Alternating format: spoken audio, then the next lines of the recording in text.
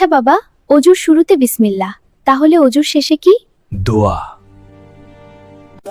বাবা বাবা, তুমি পানি দিয়ে এখন কি করবে? এটা অজু করার জন্য, অজু করার পানি। ওজো এটা কি বাবা? এটা করলে কি আমি সুপার গার্ল হয়ে যাব? না বাবা, আরে তাহলে কি হবে? অজু করলে তুমি পবিত্র হয়ে যাবে।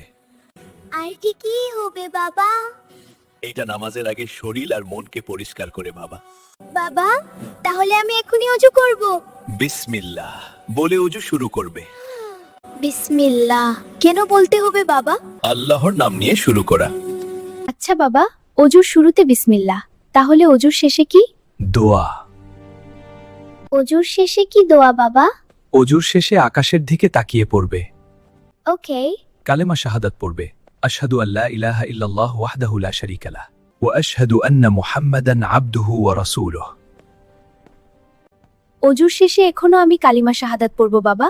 আশহাদু আল্লা ইলাহা ইল্লাল্লাহু ওয়াহদাহু লা শারীকা লাহ ওয়া আশহাদু আন্না মুহাম্মাদান আবদুহু ওয়া রাসূলুহু। খুব সুন্দর বলেছ আনাবিয়া, মাশাআল্লাহ। আমার প্রিয় বন্ধুরা, তোমরাও এই দোয়া পড়তে ভুলো না যেন। আমার মতো বেশি বেশি ট্রাই করবে।